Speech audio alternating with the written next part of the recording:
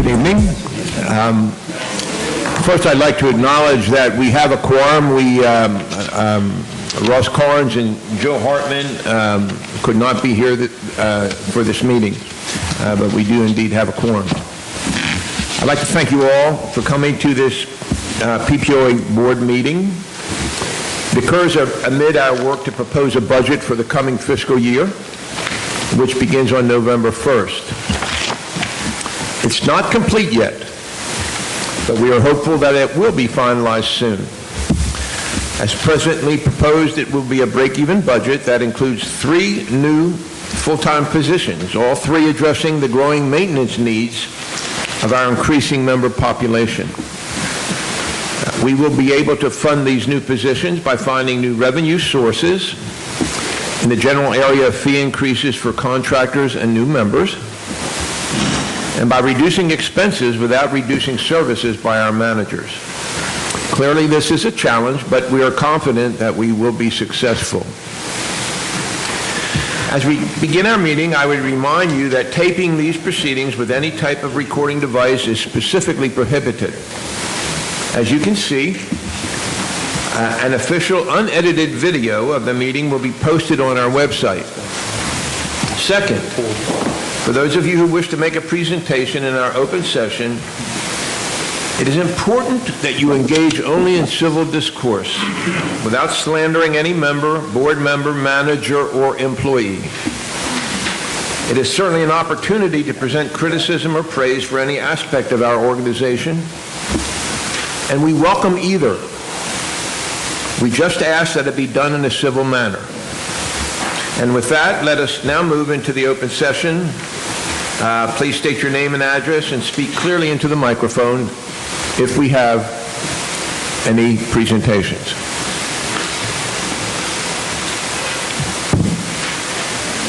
Okay. Well, if you would like to come to the microphone. Thank you so much.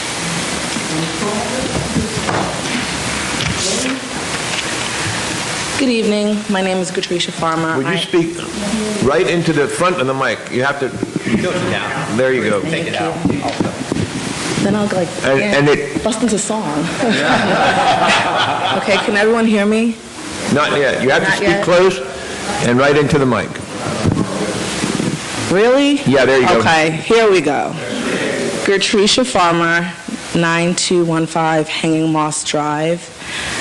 We recently moved in July, and we have children, so we love the amenities. So my topic was recreation regarding some of the amenities. Now, we've been to the campground, we've been to the PAC Center, we've been to both pools, the courses, both the Nutcracker and Pecan Plantations Country Club Golf Course. My question is, with the playgrounds, is it something that, even if you've voted on things, is there any way of altering, actually bringing in new equipment and finding a less expensive or more cost-effective way of having the foundation for the playground, if it's just going to be narrowed down to one? And we haven't completed our plans for that. Okay. But I wonder, is Keith here? Keith, you want to respond to us to her, please? So I can sit. Thank you. Good question. Thank you. Right now, the Sports and Recreation Committee is actively seeking people that would like to engage in a master planning of the parks. We've been talking about it for about a year. We had an article that went into columns. We got 0 responses. So it's still an active topic on our committee. You're welcome to join our committee, and if you can't make that, we can make arrangements, around on that, because we're making one master plan park is just one idea that was tossed around out there. For the growing community as it is, it would be far less expensive to make one giant playground safe and fun with all the up-to-date equipment than try to upgrade the ones at the parks. One of the biggest issues that we face at the river parks, not only is the safety surfacing problem, it's also the parks in a floodplain. So anything that we typically would put down there is no playground manufacturer that will warranty or anything like that, whether it's a safety surfacing or something else, something that once it goes through the floods. So we're looking at all kinds of options. Maybe, on one of the parks, could equipment be relocated and moved up, as well as adding? I mean, it's an open slate, and I welcome, any input for anybody that wants to constructively help. It's wonderful. Which playground? We got a playground at all three beach parks. We got the one at the Pack Park. And she probably heard some rumor or something from somewhere about a master plan. Could you go over the new scope for the Pack Park? Yeah, for the Pack Playground, all we're doing now is we're reducing the scope and going back to, a pea gravel safety surfacing, but putting it down properly, according to, all specs, which is going to be a lot deeper, and we expect that to last about at least 10 more years with that surface. And we intend to still move two pieces of the equipment from over here that are still usable over to that side, because the two pieces over at the club pool playground are specifically designed for toddler ages, like 2 to 4 years old. Most of the stuff at the Pack Playground is for kids above that age. So, one of the things we did on an assessment was we're lacking specific stuff for the proper age groups. We had a guy, look at it, he said, it's still all good pieces of equipment. You can change equipment, certain designs, just depends on what you want to do. But as far as our money goes, right now the best thing for us to do would be to move two pieces out of here, because this one's in really bad shape over at the swimming pool. And it harbors a lot of snakes that come on up. Keith, do you have an update on when the slide will be installed? Well, just as we started the meeting, he tried to call me, so, hopefully I'll know something, quickly. The problem we had with the slide was the equipment was installed about 14 years ago, and the warehouses that manufacture that rotomobile slide that would fit that particular model were sold out across the country, so we had to wait till it went back in production. So what we did was we ordered a plastic welder. Daniel very skillfully plastic welded it, and we got it safe to be open again. But our concern is we want to get that slide put in before it wears some more and re-cracks, and we have the same problem. So hopefully it will be soon. And in this next budget year, we're going to move quickly on trying to move those two pieces out, get over there that fit in, because the important thing is the two pieces can still fit in the safety footprint that we already have without adding additional area, which would add a lot more cost to the project. I think you're past your 3 minutes, Keith. I want to keep going. This is awesome, man. No.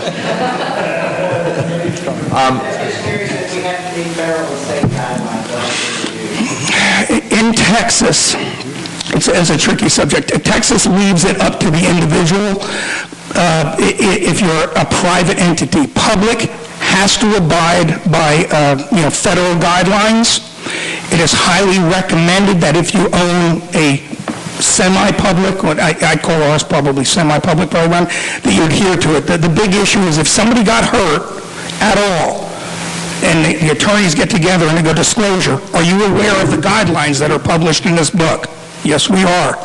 Were they maintained to those standards? No, they weren't. Well, why weren't they? You lose. That's basically what it is. So we're going to try to get it really good and add displacement problems by adding rubber matting underneath the pea gravel, so we don't have the displacement problems we have, so you don't get down to the hard stuff. And it's supposed to be about 12 inches deep. So if you go there right now, it's about that deep in a lot of areas. The whole thing needs to be about 12 inches deep. And that will meet the specs. That'll last. And that'll last 10 years because it wasn't even installed at 12 inches deep. So, Keith, yes, sir? attending sports and rec meetings, I'm trying to remember. I don't think we have a committee that's... No, Brenda put it on the agenda several times. We asked for volunteers, and she had an article, I think, in the columns that we wanted to create an ad hoc committee to examine this in depth with it. So anybody that would like to be involved in that, it's still an open invitation till we get people that really want to do it. So I don't know if you got the gist of that? And so if you're willing to serve and get with Keith after. I'd have to ask Brenda. I don't remember, and we'll probably pop it out again. I'll try to remember for her to add it again and help us spread the word. Would be wonderful. And so this will give you an opportunity to have a first-hand say in how this thing happens, and we'd love to have you participate. Yeah, I'd just like to correct the record, though. If I'm correct, the standards you're talking about that we lose are for public organizations. No, not a public organization. It's a recommended guideline for anybody that builds a playground, even in their own home. But recommended, it's required for public organizations. That's what I said by law, but not just the CS. There's the CSPC and the ASTM guidelines that would govern the laws for a public playground. We still have a responsibility to meet that, and that's what I've been told by experts. And all I've been trying to do is keep us out of trouble and keep kids safe. That's my job. Thank you, Keith. Thank you. Okay, if there are no other presentations, then I'd like to move to the next item on the agenda, and that is the approval of the minutes. You've had the minutes, and do we have a motion for approval? So moved. We have a motion. Do we have a second? Bob? Second. Any additions or corrections? Seeing none, all those in favor of approving the minutes, raise your right hand. Any opposed? Minutes approved.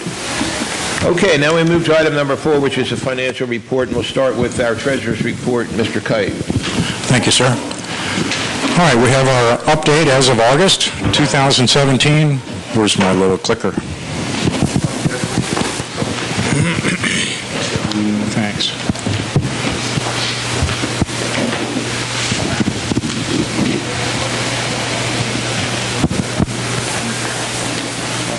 Nope. What's working? Oh, I had it. Thank you. Okay, an overall summary of general fund. We have a total revenue in August of $553,000. Our expenses were almost identical. We had a surplus of $519. Year to date, it's $5.624 million. Total expenses of $5.365, and so far we're ahead of the game by just a shade over $250,000. This is a comparison between August and our budget and the variance, and so you can see revenues, we came in just slightly under our budget. Cost of sales was pretty close, within $913. The gross, $475 was the actual, let's see, revenue taken in. Let's see, is that revenue or... That's revenue and cost of sales added together, I'm sorry. And we had a budget of $483, so we're $8,000 under that number.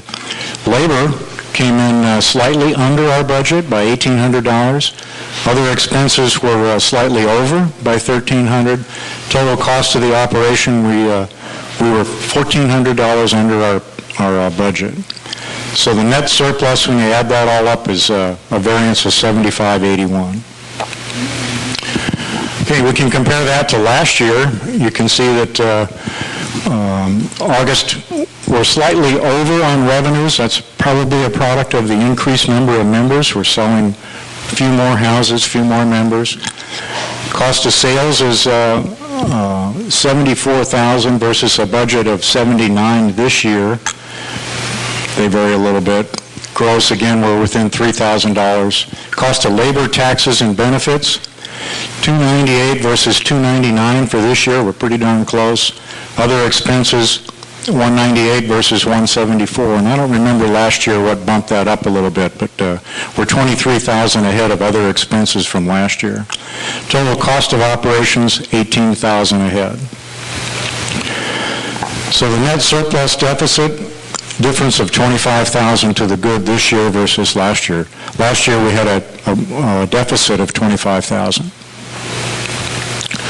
Okay, now you can get a year-to-date Total revenues, 5.624, we just saw that number, versus a budget of 5.6. We're 20,000 ahead of that. Cost of sales, 791 versus 766.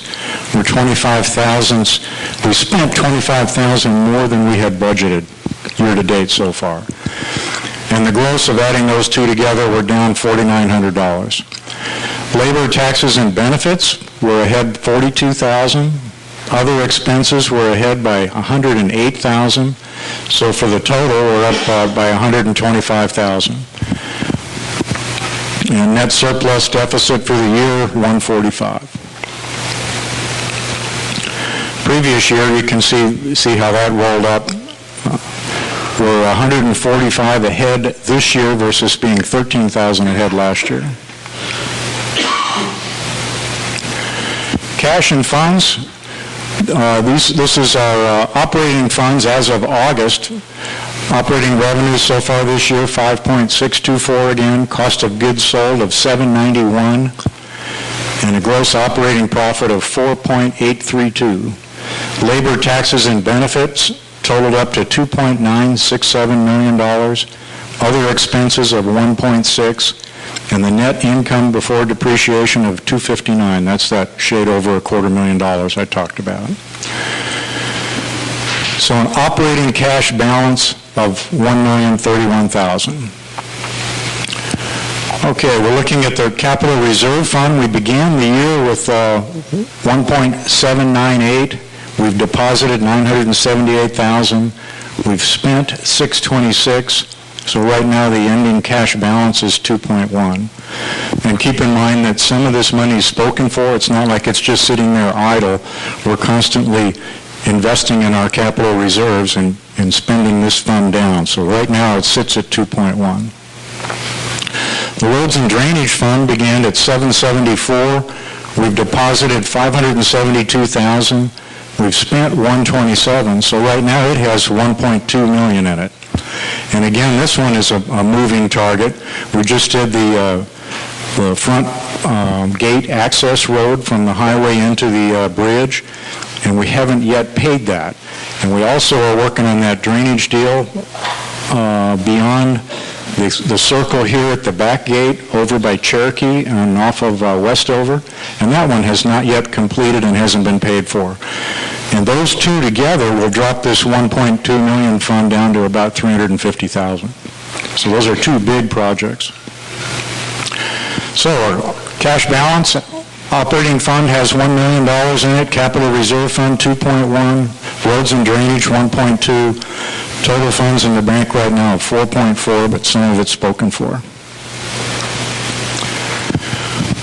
All right, this is a breakdown of our assessments. You can see that of your $141.93 each month for each member, it's broken down into $90.75 for general, $8 goes to the capital reserve fund, $19 to roads and drainage, trash pickup is $14.18, and EMS contribution of $10. And then there's monthly. You multiply that by our current number of members, 3,041, you get a monthly and a yearly of each one of those numbers. Any questions? Thank you very much. Thank you, Mr. Kite. Mr. President, let's talk a little bit about the departmental financials.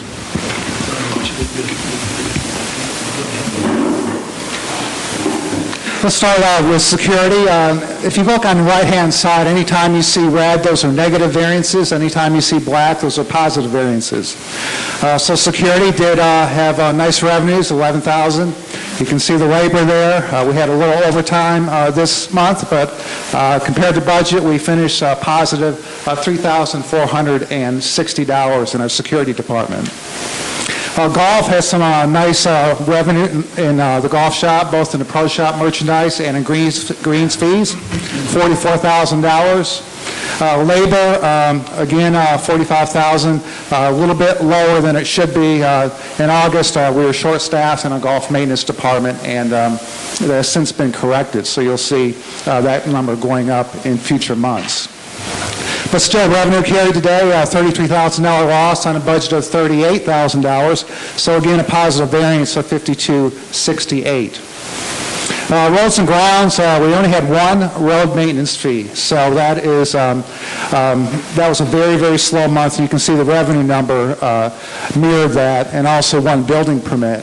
So because of that, roads and grounds had a missed plan of $19,000. So you can see graphically just what new homes being built help us. And you'll see that change next month. We had a real good month in September. Sports and recreation had a nice campground revenue, so we had some nice revenues in sports and recreation. Everything was in line as far as the labor and expenses, and they finished $74.61 ahead of their budget. Facilities maintenance, we've been operating with pretty much the whole year with one facility maintenance individual, so that's why the labor is still low. We did have some expenses, some repairs. Obviously, with the aging facility, you can have a lot of repairs and maintenance. And we did still make plan by $113. Food and beverage, you can see the gross revenues of food and beverage continue to be very strong, $120,000 in gross. Cost of goods sold is right about where it needs to be. Still working on the labor number, kitchen overtime. We're working to get some additional staff people in and actually get them trained to reduce our overtime in the kitchen.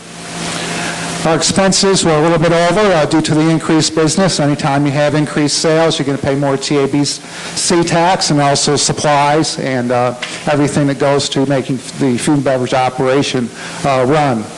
And so we had a small loss this month, $2,500 on a plan of $2,600, just $151. That's a positive variance to plan.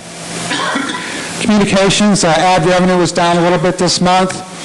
So we had a small miss to plan, actually $1,900 in communications.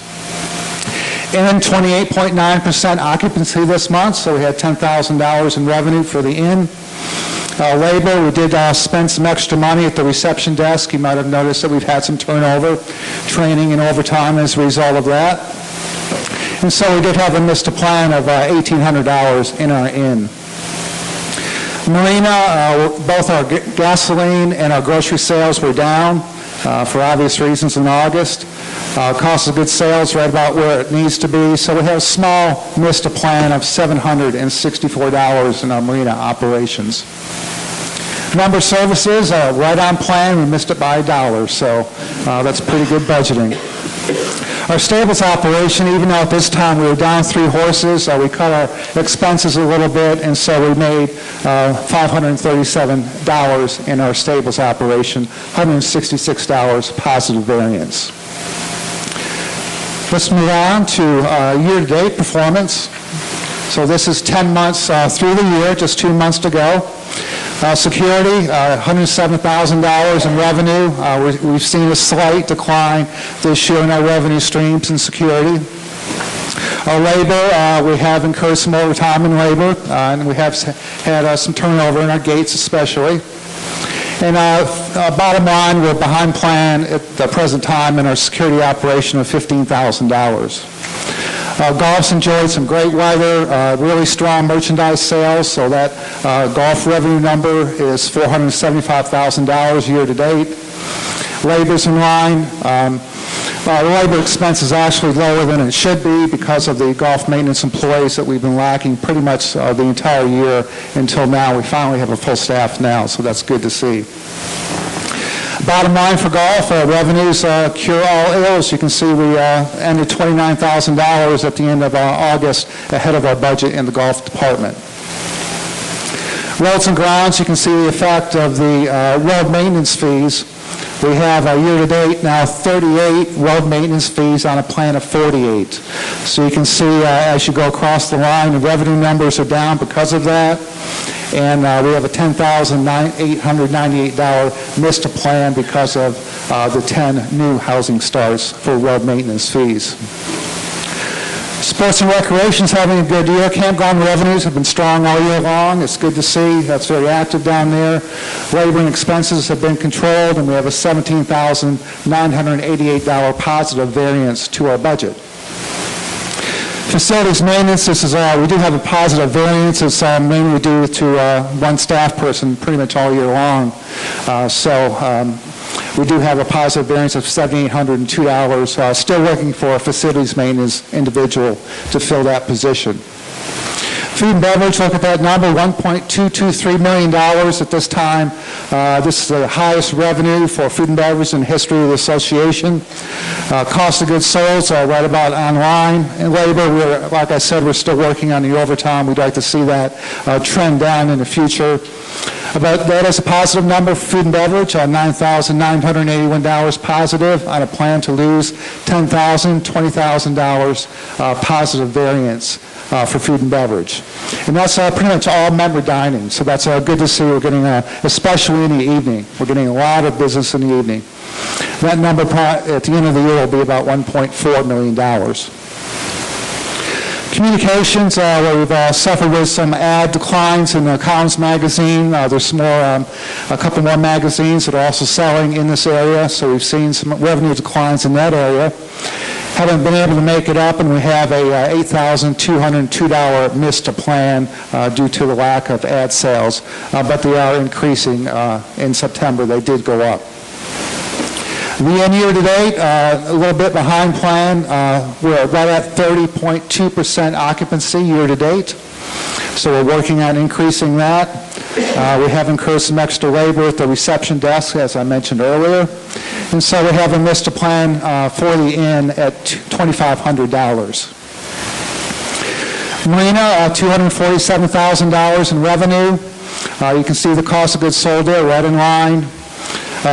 Labor expenses are just a little high, so we do have a missed to plan of $1,924 through the month of August. Member services, the election expenses and volunteer lunch, those are the two things that go in that account, two major items. So we spent a little bit more on the volunteer lunch this year, but you all are worth it, so we were glad to do so. But we did miss our plan, and missing our plan by $55.47. And finally, our stables operation, even though we haven't had a full stables throughout the whole year, we have been able to cut our expenses, and year to date, we are $881 ahead of our budget after August. Our payroll, you can see total revenues for the month of August. I think Mr. Kite talked about this. Compared to the budget, we were down $8,900 in our revenue for the month. But it was $7,100 over prior year, which is a good number to look at. Labor, positive variance, where we spent $1,800 less in labor than budgeted. And year to date, we spent $1,000 more than last year in labor. For the year to date, total revenues were up $20,000 compared to our budget, $92,000 compared to prior year. And our cost of labor, we spent $42,000 less than our budget, and believe me, that was not something that we like to see because that was because of lack of staffing. It's a very, very tight labor market. And compared to last year at this time, we've spent $26,000 less than last year through August.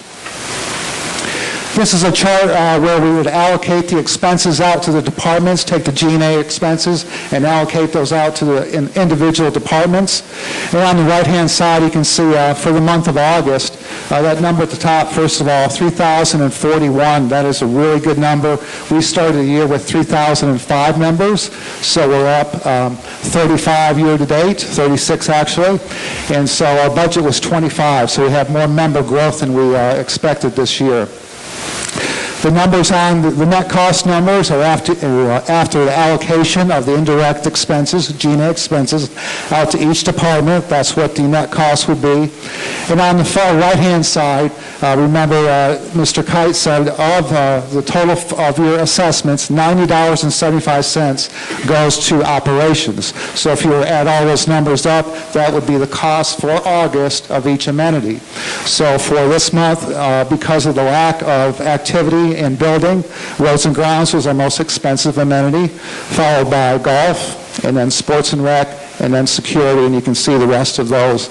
And when food and beverage has a good month like that, only $7.21 of your $90.75 went to fund the golf operation. So member assessments of $275,568 and fees of $31,213 for a positive variance of $519. Year-to-date, let's see how we're doing year-to-date. So this is an allocation through 10 months of the year. It changes a little bit in that you see once we allocate out now, this is a $90.75 for 10 months added in, what it costs each member theoretically. Golf is our most expensive amenity at $192, and these are in descending order of what it would cost you on a yearly basis through 10 months. $167 for security, all the way down, and food and beverage so far year-to-date has cost each member $63.04. So our member assessments, nice total there, $2,740,000. Fees, $313, and we have a net surplus through 10 months of $259,316. Projected year one per member, you can see what the net cost of each of those items are going to be, and that is the year-to-date cost that each individual will be paying for each of those amenities.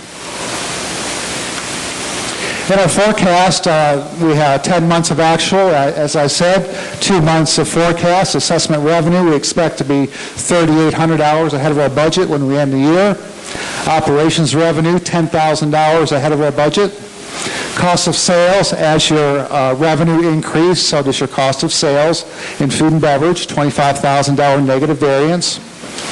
Payroll, we spent $42,000 less than our budget. And other expenses, we spent $93 less than our budgeted amount for the year.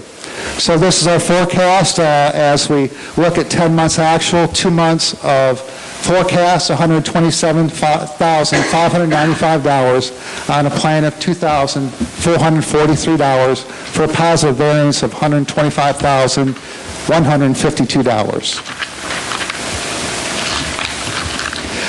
The capital expenditures that we've done this year, it's been an extremely busy year. I don't think I'll go through each and every one of those, but those are of what we've completed this year.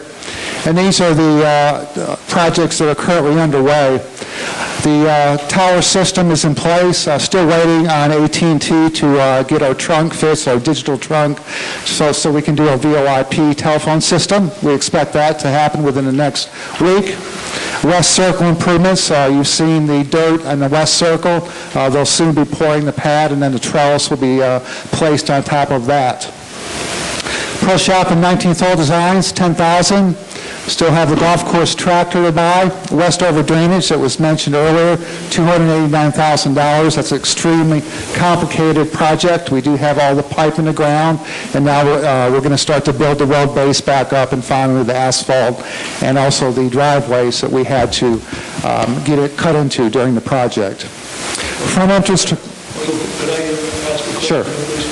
You may want to relate this capital work in progress to the cash that the treasurer reported earlier. So when we show, for instance, $2.1 million of cash in that cash reserve account, this is work that's been approved that's going to have to be paid from those accounts. So when you see $4 million sitting in our reserves and in our general fund, all that money's pretty much, is that pretty much covered? Yeah, for instance, Westover drainage and the front entrance road, obviously those haven't been paid for. We have over $1 million in that account, but once those two items are paid for, we're not going to have $1 million in that account. Verticut heads and spiker for the golf course, and the marina dock and fuel dispenser for $143,751. And Mr. Treasurer, Mr. President, that concludes my financial report for this month. I've got one question, Michael. Sure. We currently have a surplus of $259,000 this month, and next month it goes down to $127,000. The difference is a huge payment for a penalty for ACA. Is that correct about That's correct. That's correct. We no longer offer health insurance for our employees. It got cost prohibitive. It got up to $1,000 per employee per month, and that was obviously unsustainable. So we offer a package of dental, vision, short-term disability, long-term disability, and small traditional life insurance policy. But because we don't offer company health insurance, the first 30 employees are free, and then you pay a penalty for every employee that's eligible for insurance over that. And so you have to accrue for that number. We haven't yet got a bill from the IRS, but I think they'll be coming someday. So we just have to set that money aside. Any other questions? Any questions from the Any other board? questions? What was the telephone and tower? What does that represent? The telephone and tower system, that's all of our wireless system. David Jeffries could probably explain it better, but we have a wireless system so that we can communicate to all of our remote locations, like the PAC, the security building, all the buildings throughout the association. And so but the BRI let us put our equipment up on their towers, so that's really helped us. And the telephone system is just going from an antiquated 25-year-old telephone system to state-of-the-art voice-over internet protocol system. And that was to have been initiated. It hasn't started. You haven't opened it yet. No, we haven't turned on the phones yet. We expect to have that done within about 10 days. So the more I see this new format of presentation, the easier it is for me to understand our financials, and I hope you feel the same way. I applaud you and management for the effective way that you've been budgeting our funds, and appreciate that very much. Thank you. Mr. Kite, anything else on budget? Okay. All right, old business. I think we have no old business, and so we'll move on to new business. We have a number of new business items, and so we'll start item 6A, which is the appointment of a chairperson for the nominating committee for our 2018 election, which will take place in March. Do we have a motion? Mr. President, I move that the board approve Vince Sprinkle as the chair of the nominating committee. Do we have a second? Second. Ms. Reeves, a discussion. I just would like to tell the members that Article 6, Section 7 of our bylaws stipulates currently that in November, at 105 days prior to the election, a nominating committee will be placed in front of the board for approval. In order to put that committee together, we will approve today at this board meeting the selection of Vince to become that nominating committee chair. He currently is in that role, but our bylaws is a little behind what our practice is right now. Vince, you want to make a comment? No comment. No comment, okay. We have a motion and a second to appoint Vince Sprinkle as chairperson for a nominating committee for the March election. All those in favor signify by raising your right hand. See, all opposed? Seeing none, motion's passed. 6B is the appointment of the chairperson for the election committee for the 2018 election. Do we have a motion? Mr. President, I'd like to make a motion that we appoint Joe Hartman as the chairperson of the election committee. Do we have a second? Second. We have a motion and a second to appoint Joe Hartman as chairperson for the election committee. And Joe, I noticed that Joe's not here today. Yeah. That's why he was elected. That's it. Don't be absent. Well, any other discussion? I don't think we have to say anything else. All right, hearing no other discussion. All those in favor signify by raising your right hand. Any opposed? Thank you, Joe. Thank you, Joe, for agreeing to serve. Okay, 6C is a request from our Fire and EMS Board for a special election to increase the monthly assessment by $15. Do we have a motion? Yes, sir, Mr. President. I'll move that we conduct that election. And do we have a second? I'll second that, Mr. President. Mr. Cote. Mr. Kite, would you have any comments? Yes, sir. We had a very involved briefing from our volunteer fire department and EMS to the entire board, and I have to say, I'm really proud of that organization. The volunteers that do the work are highly qualified, very well trained, and I'm talking fire and EMS. And they're struggling along with just barely enough money to get by. Most of the money that is making up the shortfall is coming from a few individual donors. And this is just a pass-through. The board of directors doesn't manage this. Once the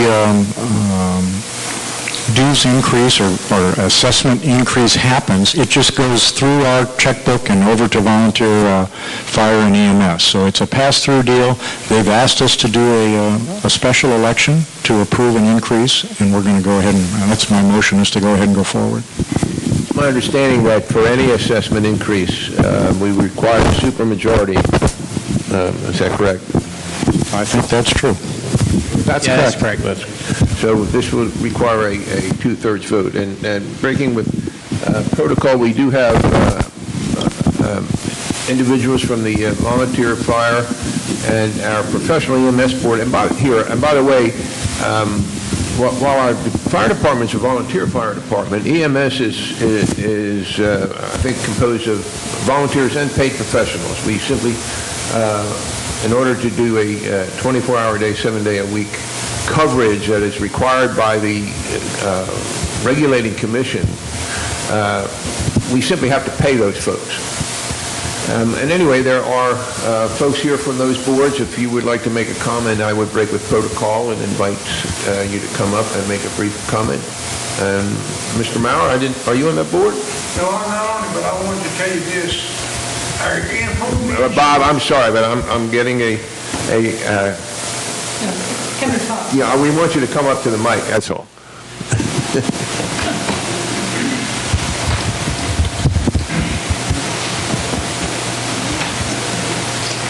I read the article in the columns. It's a wonderful article, and one thing it did not mention was your home insurance rates are governed by the quality of your volunteer fire department, and ours is better than any other volunteer fire department in the state of Texas. And if you don't vote to keep them in there, you're going to see it in your home insurance rates. Thank you. Thank you.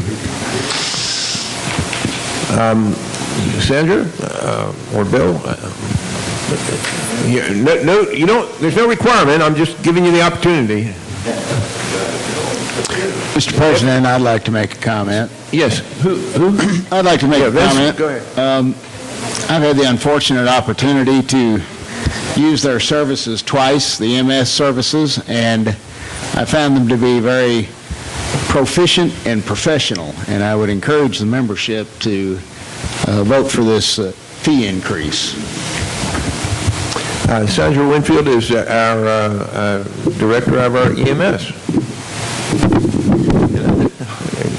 I'm small but mighty. Hold the microphone, Sandra. Hold the microphone so you're speaking.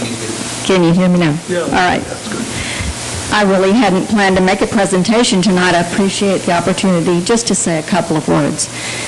This pass-through, again, is going for the complete emergency services, fire and EMS. We are unique. We have one board of directors and two chiefs. We have a fire chief and an EMS chief. And some of our firemen are also on the EMS crew, and there are some EMS crew people that are firemen. But when you're working under one chief one day, you might tomorrow be working under the other chief. So we share one bank account. What we need to do with the funds is to be able to, again, put money back into repair and replacement for capital expenses and to raise the wages for our professional EMS crew. We are paying them the lowest pay rate in the state. And the reason they're here is they love pecan. But they all have families and they all have to make a living.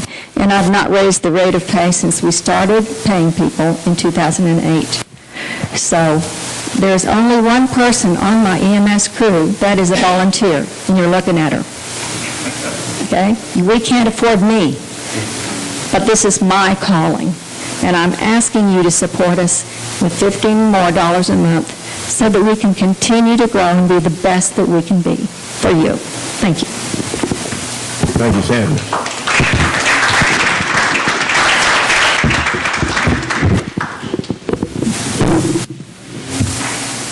We have a motion and second for the board to approve an election, special election to increase the EMS. I'm sorry. Could I say something? And you are you one of the EMS or? No, I'm a member. You have 2 minutes. Okay, sorry.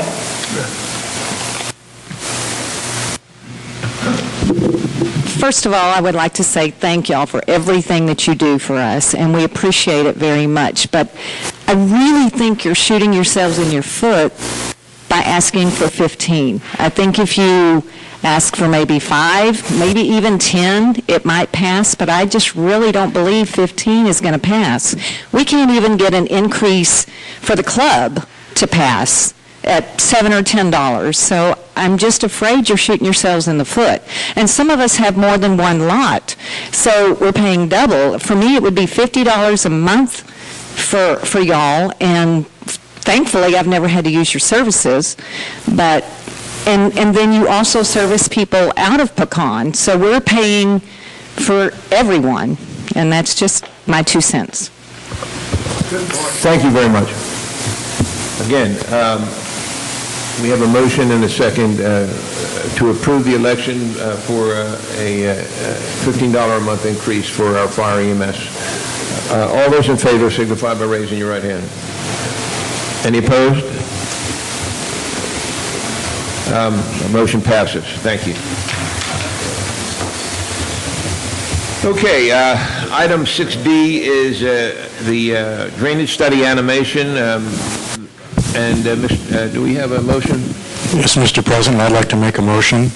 This is ACE 17-02-03 for a drainage study animation for $49,000. Do we have a second? I'll second the motion. Mr. Kite? The association has been built on a relatively level piece of property within the confines of the loop of the river, and we've had drainage issues all along, and we've been addressing them as best we can. In most cases, now, in the past, what they've done is have to go out with the traditional surveyor's level and transit and make calculations on where the water's going to go, and it's been a very time-consuming and difficult to be accurate process. And the board voted last year to have LiDAR data taken of pecan plantation. And what that involved was an airplane flying over the plantation on a grid pattern and doing an imagery of the ground. And what it gave us was the height of all the roads, the height of all the land, and the height of the roofs of the buildings.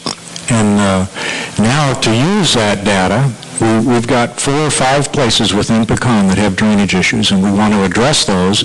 And to use the data, we've got to go out and get what the LiDAR data didn't give us. And for instance, the height of the roof of a building doesn't matter much in a flood, but the height of the slab really does. So those have to be manually measured in these areas we're talking about. And we need to look at the culverts under each drop, see if they're blocked, what size they are, and then all that data is fed into the software that uses the LiDAR data, and we can calculate how the water flows when we get certain rainfalls. And they can simulate 1 inch an hour, 2 inches an hour. They can go on for several hours, or it can happen all in 1 hour. So it'll be an interesting study. It'll give us the tools we need to improve the drainage here in Pecan. And perhaps the most frequent complaint that we have relate to the drainage in our property. Any other comments or questions? We have a motion to approve the drainage study animation process for $49,000. All those in favor, raise your right hand. Any opposed? Motion passes.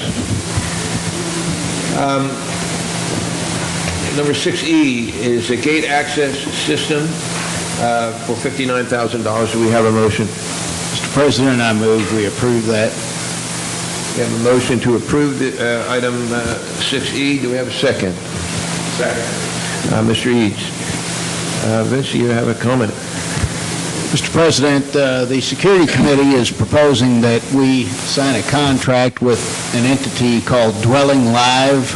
It's one of the largest gate entry companies in America protecting residential communities. The new gate system will provide a more efficient and effective system for monitoring and controlling members and visitors as they enter our community. Some of the advantages that we don't currently have: members will be able to use the phone, their computer, their tablet, their mobile device to arrange for visitor passes. They can arrange frequent visitor passes for folks that they have come visit on a regular basis. It can save us some money on gate guards at night, and it will provide better record keeping and tracking of visitors. In short, in the words of our current President of the United States, it will improve our gate system bigly. Hugely. I'd like to recognize Ross Collins, who also is not here today, for all the work he has done in bringing this project to the board. He has secured the information that we need to make a decision on this program, and it would be nice to have that new gate system in connection with the new paved entry as well. Any other comments or questions? All those in favor, raise your right hand. Any opposed? Motion passes. Item 6F is a fire suppression system for our files at the security house. Correct. All of our ACC files, all the plats for each home are in one room right now, and this is a fire suppression system to protect those records. Do we have a motion? Mr. President, I'd like to make a motion that we approve this ACE. Do we have a second? We have a second from Mr. Sprinkle. So this is a fire suppression. Doug, you want to make a comment? I think Michael said it all. All of our files are stored over at the security building, and should we have a fire, all those records could be destroyed. It's all your plats, all the improvements you made, and it's really critical. It helps the ACC to review the plans and you know, so if you want to put a fence in or a swimming pool in your backyard, all that information is available. You can go to ACC, you can pull up your plat, you can sketch out what you want to do, submit that data. And so it would be beneficial that we protect these files for both the members and for management. And so this fire suppression system, it won't necessarily put out the fire, but it'll give the fire trucks response time to get there and to put it out, and we'll save our records. You know, I forgot to ask this at our previous discussion. Are these files backed up electronically yet? No, they're not. No, we're requiring all new building to be done digitally, but these are the older records that would cost quite a lot of money to digitize. Mr. President, I have a comment here. You know, this proposal was brought to us to be funded through the Capital Reserve Fund, and that was my concern about it. This is a new item that's going to be funded through the general fund and not the capital reserves, which are limited for replacing and repairing existing assets. This is a new asset, so it's going to be funded through the general fund. That was my. I would also, along the same line, Mr. Cote, is that we have a new asset fund, too, that initiation fees go into because we hit our magic number of 3,000 members. That's another fund that could be used to pay for new assets. So it doesn't go into our capital reserve fund. Any other comments? Hearing none, call the question. All those in favor, raise your right hand. Any opposed? Motion passes. Thank you. Item G, this is for the purchase of campground tables and grills for $25,000. Do we have a motion? I make a motion that we approve this expenditure. We have a second. Second. Mr. Eads. Mr. Cote, you want to make a comment about this? Yeah, this is an expenditure to replace the existing tables and grills down at the campground that are just exceeded their life expectancy. And it's being funded from the fund that is designed to spend on these expenditures.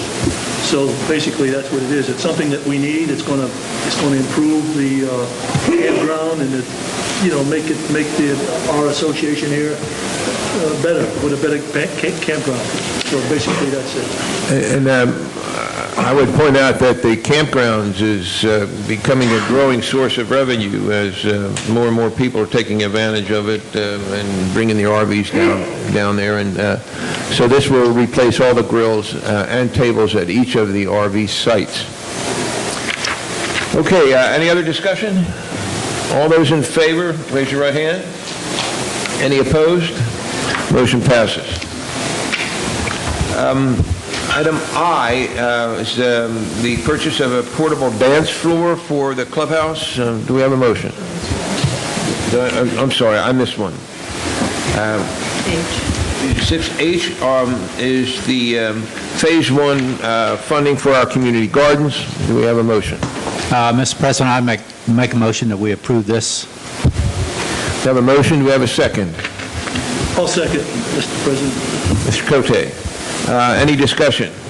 Yeah, the $9,000 that we're funding here, $7,000 is for a deer-proof fence around the area behind the soccer field near the PAC. $2,000, I think, is that contingency fund? That's the, for water and... for water and irrigation, that's right. And irrigation. This actually has the, and it should in the long run, pay for itself because members will be able to rent or lease a lot and then grow vegetables or whatever they want to grow. And No.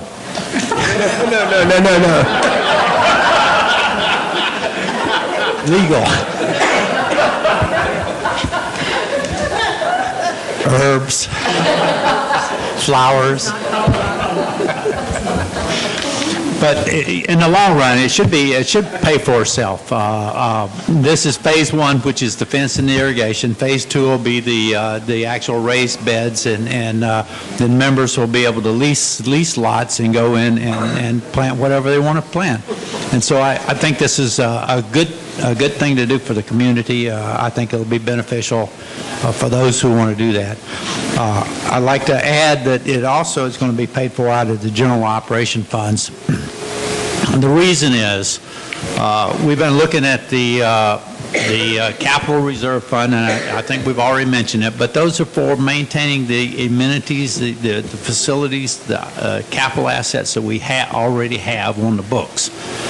So we also have a new amenity fund, but that new amenity fund is to accommodate the future or the growth of membership. So it's to accommodate additional members as we need to expand this building or need to build a 7th tennis court. So it really doesn't come under the new amenity fund, and it doesn't really come under the capital asset fund, but we think this is a good, valid project to do. We had a surplus in our operational account, and we've asked Michael to pay for it out of there. I'd like to acknowledge Jimmy De La Garza, who worked tirelessly on this project for over 2 years to bring it to the board, and I'm pleased to see that it's come to us for consideration. And I'd also like to acknowledge Doug Green and others on the board who continue to raise the questions about the appropriate source of funding for assets and new assets and maintaining the current assets that we have. So I thank you very much for that. Any other comments, questions? We have a motion. All those in favor, raise your right hand. Any opposed? Motion passes. Okay, now we go to the portable dance floor. That is 6I for the clubhouse. Do we have a motion?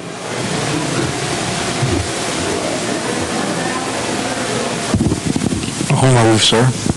We have a motion to approve $6,200 for a portable dance floor. Do we have a second? I'll second the motion. Okey-doke. Sure, I can explain a little bit. I don't dance, no. Now, the portable dance floor has been requested because it gets asked for a lot. We're trying to figure out a way of increasing the revenue to the inn, and one way to do that is to have events that will appeal to people. A good example might be a wedding. And we can take this portable dance floor, put it on the grass out behind the clubhouse here, and you can have a small dance as part of a reception, not a recession.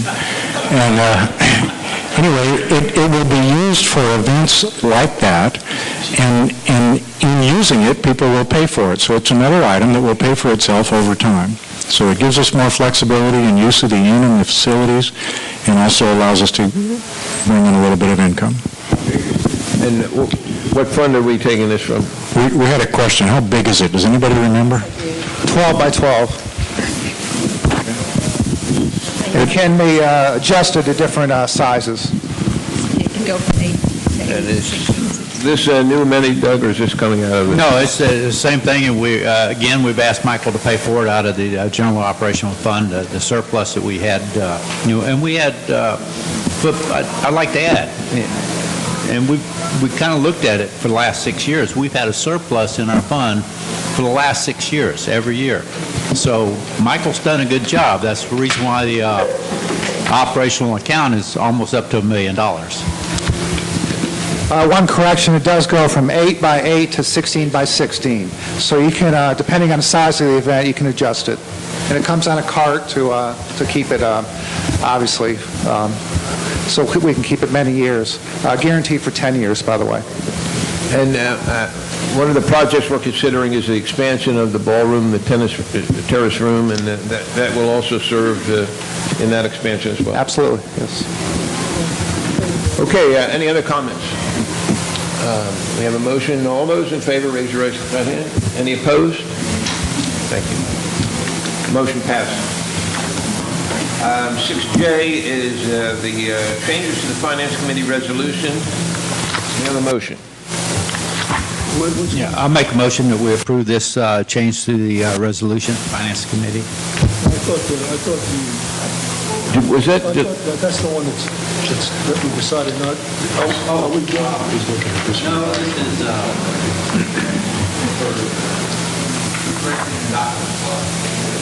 No, I think that this one is. This is 17-08-001. All right, I thought We're good. No, that's still. Mr. President, I think it's 6K. Yeah.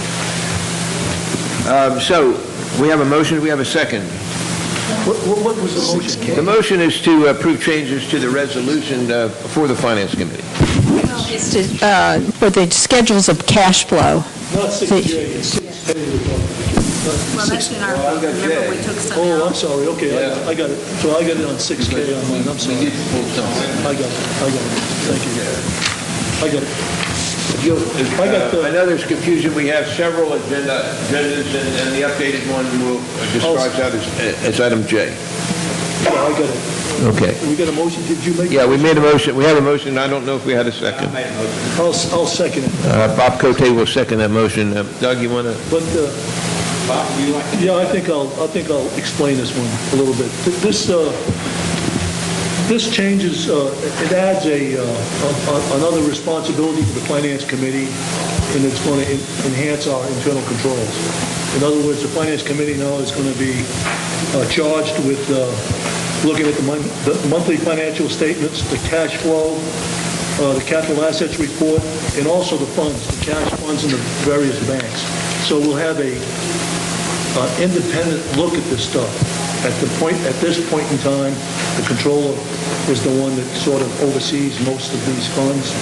Although we report them through the treasury here, we have no checks and balance. So the Finance Committee is going to really act as a checks and balance on this. So I think it's a good change to enhance our internal controls. I think does that cover it? Any other comments? We have a motion second. All those in favor, raise your right hand. Any opposed? Motion passes. Now we're at item K, 6K, which is the approving the... I make a motion on this one. Wait, there's another one.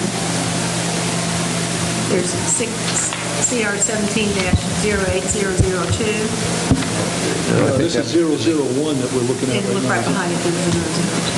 That was deleted. Yeah, it was deleted. Okay, again, I know it's confusing, but we have made some changes in the agenda, and so we have, the agenda we should be looking at is the one that's the single page that was on our table when we came in. So again,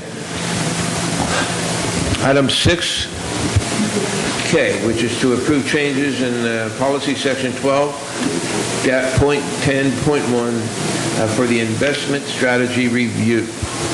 And do we have a motion? I make a motion that we approve this. I'd like to second that motion. Mr. Cote. This is similar to the previous one. It enhances our overview of the investment strategy. Right now, the controller and management are the ones that pretty much do the investment strategies. This will bring the finance committee into the picture to oversee that. So it's just another internal control enhancement, if you will. And as we grow, and these funds, especially these cash funds, increase, this becomes important for us. Could you talk about that? Exactly. What we have is, as you saw, at the end of August, on the 31st of August, we had more than $4 million in cash sitting in the bank. And out of that, how much is invested? $1 million? $2 million. So, and by the way, Janice is the one that sort of oversees all of that with Michael. What this does is it brings in the finance committee. Bob, do you want to say anything on this? I mean, you're the guy that...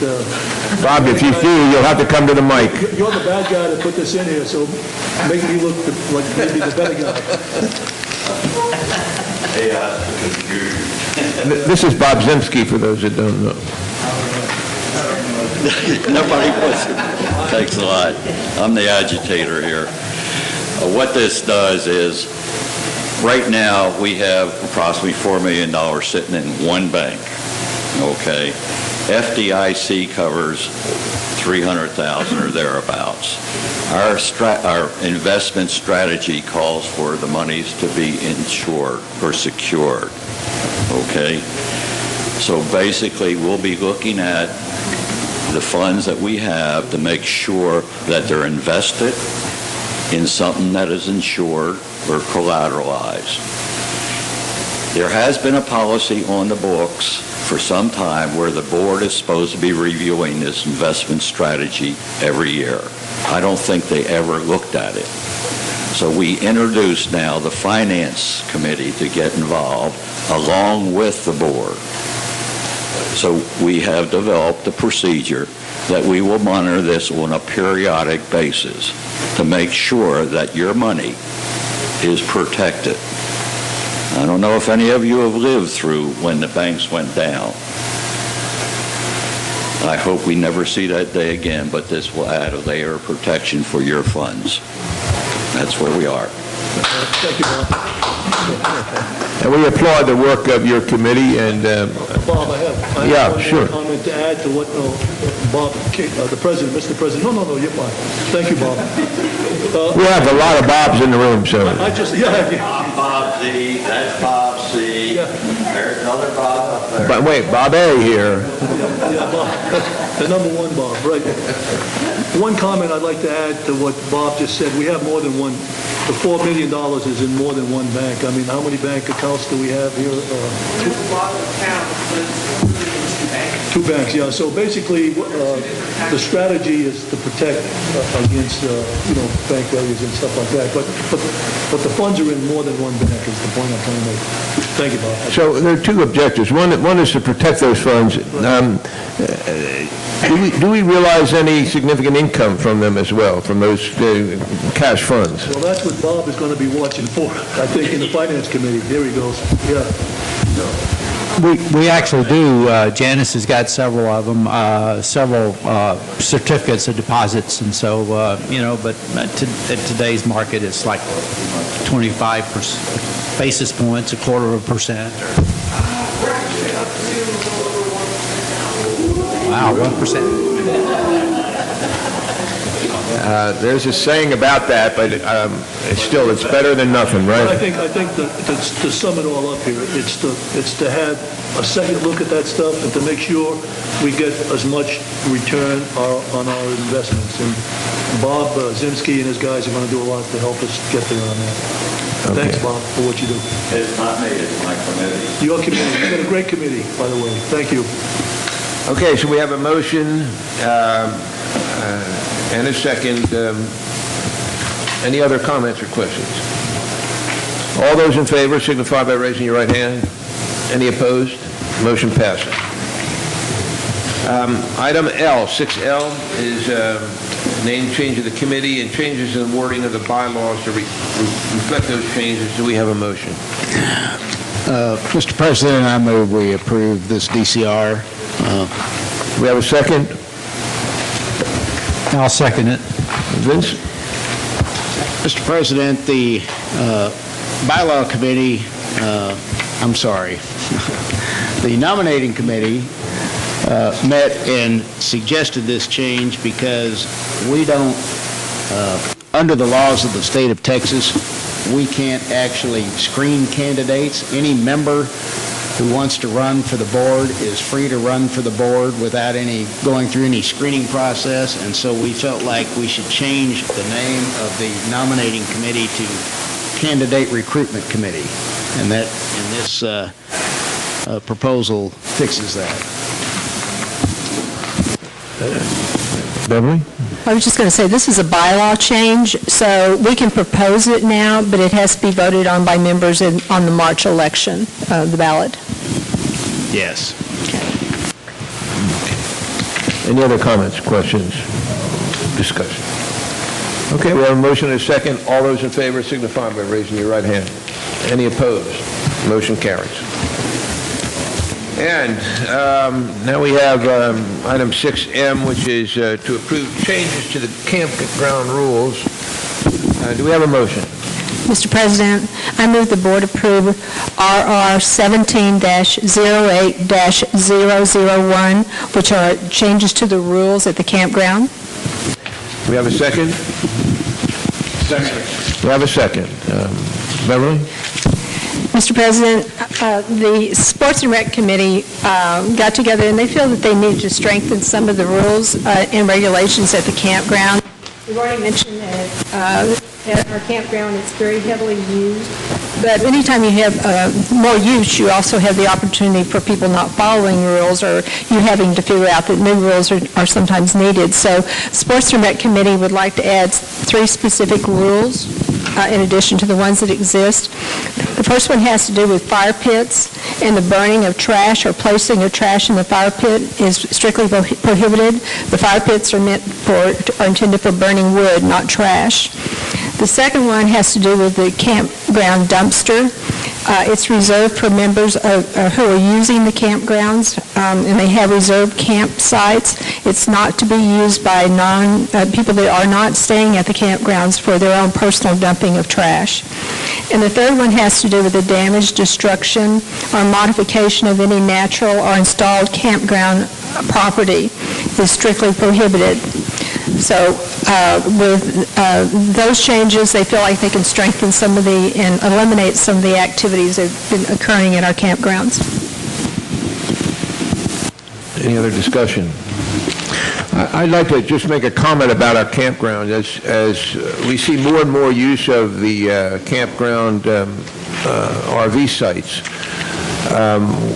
I know that we're trying to institute a program that we see at many other similar public campgrounds, and that is a program of hosts for the campgrounds on at least for the weekend, so that we would have volunteer hosts initially and maybe subsequently a paid position in some way to ensure that these rules are obeyed. And we don't have enough security presence there so that this host family system works well in many state parks around the state and in fact around the country. So I know that Sports and Rec is working on that, and the RV Club is working on that as well. We have a motion to approve changes in the campground rules. Any other comments or discussion? All those in favor, raise your right hand. Any opposed? Motion carries. Thank you. All right, now we move to 7. There are no management or committee recommendations requiring board action. And number 8 is our management report. Thank you, Mr. President. Tomorrow night, our very popular all-you-can-eat crab night, so please make reservations. It is always very busy, and we want to prepare, so if you're so inclined, when you leave, make yourself a reservation for tomorrow night. On Saturday, the Pecan Arts and Crafts Fair, hosted by the Fire Department and EMS Auxiliary. If you have something that you need for Christmas, they'll have booths, and also from 11 a.m. to 2 p.m., there'll be lunch available, also served by the Auxiliary. Times of the event are 9 a.m. to 3 p.m. Time again for our fall garage sale. That takes place on October 21st. If you're having a sale, please call the front desk by 3 o'clock on October 18th to be placed on the list with a little verbiage about what you're having and your address. And the list will also be on the website if you want to look on the website. The night before, we'll have a pre-sale like we have for members only. That's proved to be very popular from 3 o'clock to 6:30. And on the day of the garage sale, the Green Thumb Garden Club will once again be offering their hot dogs and chili dogs at the front circle. So stop by, and that supports our beautification projects for both the front and the west circle. Another karaoke event coming up, Karaoke at the ballroom here on October 21st. We'll have a Halloween-themed buffet, a costume contest, and of course our host will be DJ Keith Casterlin. If you have kids between the ages of 8 to 13 and want to give them a little taste of archery, the Archery Association is having a pumpkin shoot on October 28th from 9 to 10:30. Prizes awarding for hitting the pumpkins. Sign up at the PAC. Also for the children, Kids Fall Pumpkin Painting, also at the PAC, October 15th, 3 to 5 p.m. You get to leave with your painted pumpkin and call the PAC to sign up for that event. An event that's turned out to be extremely popular is our Kids Halloween Party. That's on Saturday, October 28th from 2 to 4 p.m. You can get involved by being part of the Trunk or Treat event. You can decorate the back of your automobile or golf cart and show up around 3 o'clock and pass out candy to the kids after they leave the party. The party will include a haunted house costume contest. Sassy the Clown will be there making balloon animals, and always a great event, and please come and have your kids and grandkids come, and also we'll have a haunted house too. Let me interrupt by mentioning to our first-year board members that they are the official judges. Thank you for that reminder, Mr. President. I'm sorry. One of the perks of the board, yes. Something you failed to tell. When we were recruited, yes, we all did it, and it's a wonderful experience. There's a new nomination chair that you'll need to talk with about that, doing a better job of explaining the job. yes. And then a couple of save the event dates. EAA 983 annual fly-in is taking place on November 4th. This year it's going to be combined with a unique and antique car show, so both events will take place at the same time. If you have kids or grandkids who have never experienced the joy of flying, our pilots will be taking up some Young Eagles on that date, and you can view all the cars and airplanes that will be flying in that day. One of our greatest pecan traditions is our Veterans Day celebration. If you've never been to that event, please make plans on November 8th. We start out outside with the colors, presenting of the colors. We have a flyover by the Bonanza pilots. We come inside and always a judge and a jury with Judge Walton sings the military songs, and each division of each military division is then recognized. And if you have any veterans, we always have a display out front to honor those veterans, and then a speaker and breakfast to follow. But that is truly a moving event, and we hope you can come that morning, and please make reservations for that event. Mr. President, that concludes my management report for this month. Thank you, Mr. Bartholomew. We have no presentations and appeal, no need for executive session, and so there be no other business before this board. Mr. President, I just have one more comment I'd like to make. Is there a bonus associated with the pay that these first-year guys get to do this extra work? Just the satisfaction of a job well done. Did you get one last year, Mr. Cote? No, I didn't either. Yeah, they'll get twice as much as we got. Yeah, that's certainly a selling point. So, motion to adjourn? All those in favor, say aye. Aye. We're adjourned.